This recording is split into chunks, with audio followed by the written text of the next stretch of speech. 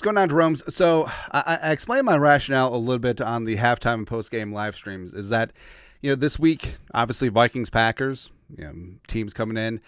Packers allegedly had 11 wins, Vikings at 13, and big-time game, right? But I had this weird sort of calm, and I felt like the team had it too, where this wasn't the Vikings Super Bowl, as so many Packers fans exclaim. This actually seemed more like a Packers fan Super Bowl. Right. Talking, yapping, blah, blah, blah. Hey, congratulations for beating the Saints. Cool. But the Vikings, this was just another notch on the bedpost. But you're just a line in the song. This was just another game that they had to take care of. This was a game they had to go 1-0. And if they wanted to win the North, if they want the 1 seed, if they want to win the Super Bowl, this was just a game that they had to take care of. And it got a little squirrely there at the end, but the Vikings shut it down and get a couple of first downs. And slinging Sammy Darnold, Cam Akers, CJ Ham, of course, coming up clutch. And the Vikings get a win 27-25 over the Greasy, Grimy Green Bay Packers. And also, I don't care that this didn't count because of a Cam Robinson hold. It's still real to me, damn it. Absolutely bat bleep insane catch by Justin Jefferson. Probably top 5 for him all time. And that's saying a lot because this man has had a bunch of catches. And it's been really, really damn good. Also, it was great just to see Matt LaFleur. It's great. Also, no one pisses and moans at the refs more than LaFleur. Like, honestly, should have been a couple personal fouls. Unsportsmanlike conduct, sideline. Maybe an ejection. Don't know. But as of right meow, this is the NFC North. Lions playing on Monday night against the 49ers.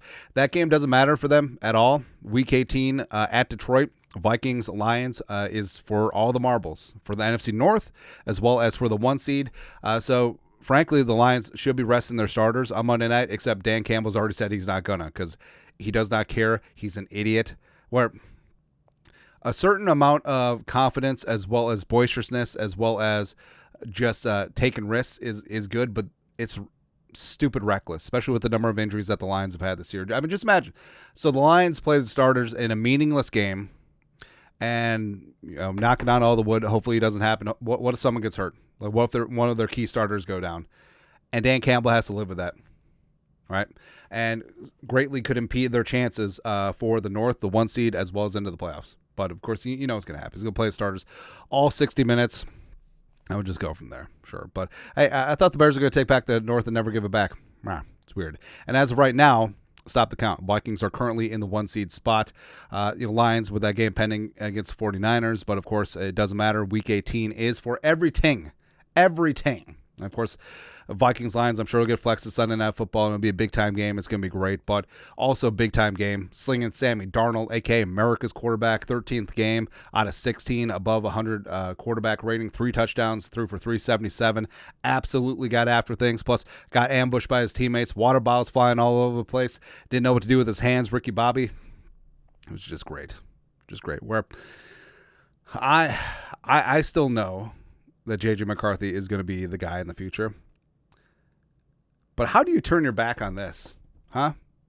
Vikings have been looking for a young future franchise quarterback for years. And you could say that O'Connell's a quarterback whisperer, sure. You could say that you could just plug and play McCarthy in. I think the kid's got all the potential in the world. Sam Darnold is that right now. Sam Darnold is a top 5 quarterback right now. He's 27. And, I mean, it gets harder and harder just to be like, now we're good. Bye. Well, bye. I say you franchise tag him. I know that it's a huge competitive advantage. Your starting quarterback on his rookie deal. The Vikings just got over the whole cycle with Kirk Cousins. But remember, Kwesi assembled this rooster with $62 million dead, and it's pretty damn good.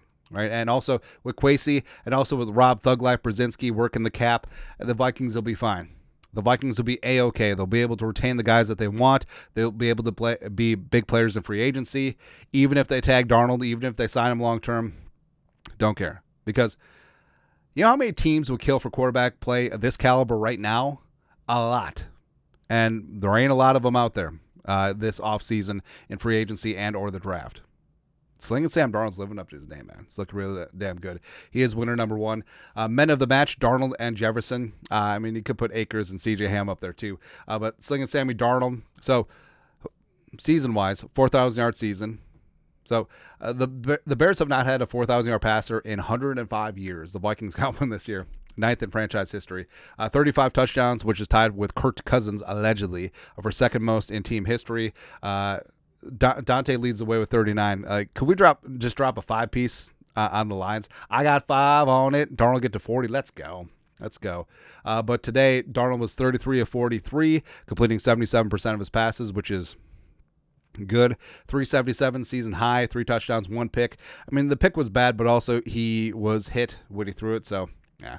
A 116.1 quarterback rating, like we said, 13 of 16 games this year above 100, which is a team record. Also approaching an NFL record as well. Jefferson, 8 for 92 on 11 targets, just clutch. And yeah, the catch that didn't count, it still counts. It's still real to me, damn it. It's like pro wrestling. Cam Akers, so 2 for 15 on 1 receiving. Now, you think that that's a paltry number, but the one catch was for a touchdown on a screen pass where he just bulldozed his way in. And then also that third down conversion was allowed the Vikings to run out the clock. And that's pretty key since the Vikings defense was sort of reeling and the Vikings were only up 2 at that point in time. Jalen Speedy Naylor had a touchdown, didn't have any drops. Also, big third down conversion, forced a fumble on the Darnold interception, which almost gave the Vikings the ball back. That would have been great. Yeah. But 5 for 81 and 1. Aaron Jones revenge game. So he said he dinged up his quad during the game, but 77 combined yards. If this was this was a de facto playoff game, but if this was a real playoff game, Jones probably would have came back in. They got Cashman outside. How about that? If Chauncey Gardner-Johnson didn't have like 2 interceptions and a pick 6, I think Cashman would be in consideration for Defensive Player of the Week. Back-to-back could have been just like AVG last week, but 11 tackles, a sack and a half. Was just absolutely rock solid in shutting down Josh Jacobs as that game went along. Jerry Tillery punched that ball out early, had three tackles as well. Did some great work setting the edge. TJ Hawkinson, Mr. Over the Middle, 5 for 68 on 6. Jordan Addison, stone cold double move on the tight end, 6 for 69, nice, and a touchdown. I think firmly Addison is in the top 15 range for wide receivers. I think that he'll approach top 10 very soon. Byron Murphy Jr., a couple BS ticky-tacky DPIs, but tough physical play. Had a PBU as well as 3 tackles. Also a couple great run stops as well. Byron Murphy Jr., pay Murph. Love to bring Murph back. And number 7 is playing like a Pro Bowler right now. Cam Beasley Bynum recovered that fumble early. Legendary Selly, which Fox did not show. Yeah. And also 4 tackles. Josh Oliver, so didn't put up any stats, but he was paramount in the running game, great in pass protection as well. He is truly the best blocking tight end in the game. Also, speaking of protection, so overall the offensive line did a pretty decent job today. I mean, Darnold had some pressure. He only got sacked once, but overall they did a good job. Plus O'Neal, Cam Robinson on the edge, especially Cam Robinson, even though C-Rob had a couple of penalties, especially that holding wiping out the Jefferson catch. But Rashawn Gary, you did not think about Rashawn Gary all game except for that 1 tackle for loss in the run game that he had late, right? So Rashawn Gary is one of the highest paid edge rushers in the game. He's one of the best edge rushers in the game. You did not hear a whiff about him. Like sometimes you wondered if he was out there. Props to Cam Robinson. Brian O'Neal doing his damn thing again. On the edge for the Vikings, Grenard, Van Ginkel, and Diamond Dallas Turner. Pressures all day. Kind of unfortunate that Grenard didn't get a sack because he was getting consistently in the backfield. Jordan Love was moving off the spot. Van Ginkel split a sack with Cashman, and then Diamond Dallas Turner got one of his own. Lovely did the dip and rip with that guard. Pursuit was fantastic. Turner's really starting to heat up. Got 3 sacks, got interception last week against Seahawks. It's great. Ivan Pace Jr., so it didn't put up big stats, but just the energy and the vibe was a lot different. And you could tell just by his blitzing, him being out there. It did seem like they had him on a bit of a pitch count. He wasn't even out there for the initial drive, but glad that Zero was out there, 3 tackles. Flores and that whole East Coast defense. That's right. So last 2 drives, maybe not so much. Got to work on things. But bringing heat, putting Jordan Love in a meat grinder, It was really good. Kevin O'Connell, I mean, what more can you say? 14 wins, second most in team history, 9-game winning streak, the team's longest since 1975, and all the good vibes, good vibrations, everything is grown and shown in the Vikings' favor right now. Harrison Smith, last border battle, 4 tackles, PBU, could have had that interception one time, but Harrison Smith, he's still doing some damn good things, and just an old warhorse. Love what he's doing, and would love to send him off with a Super Bowl ring. Losers. So Fox not showing the turnover celly. Now, we theorize that maybe they don't have the commercial rights for High School Musical. Maybe that could be it, because I think it's a Disney property. I don't know. I should look it up. But it's really unfortunate, because that really does transcend football. Like, that gets a lot of non-football people interested.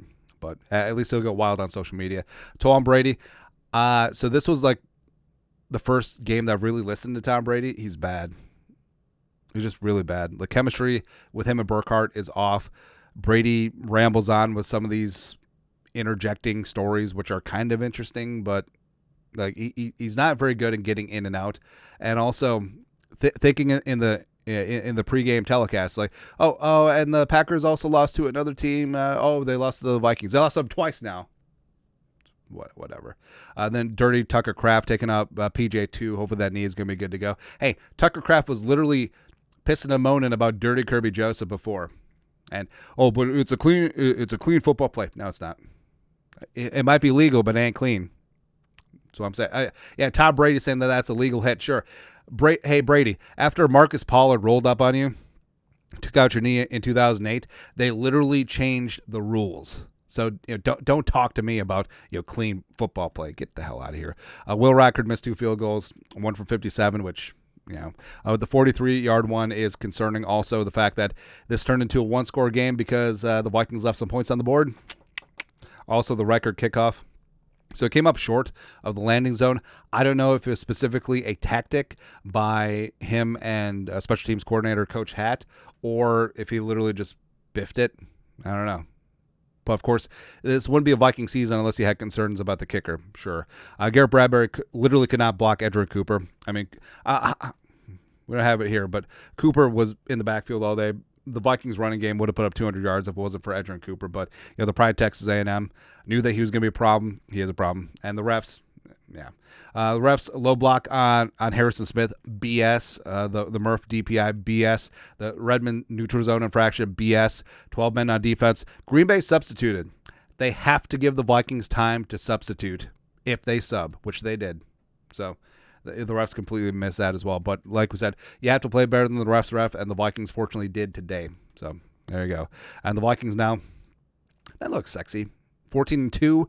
It all comes down to the Lions, Week 18 at Detroit. Ain't scared at all. Lions are reeling. They're still trying to get by with that bravado, but the Vikings are built to play on the road. They got the pass rush. They can run the ball. They got weapons all over the place. They have a cold-blooded killer at quarterback and slinging Sammy Darnold. Hey, stretch this 9-game winning streak into 10. And then guess what? After that, 3 more wins. And you hoist at Jerome Barty one time. All right. And like I said from the jump, this is supposed to be a hype game, but it just felt like just another business transaction.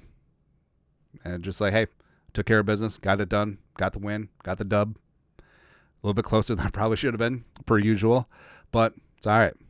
A win is a win is a win. You are what your record says you are, 14-2. Absolutely what I do. All right. But your thoughts are thoughts. Winners and losers from the game. Who are yours? Let us know. Comment section. You guys are the best. You know what to do. Skull production value.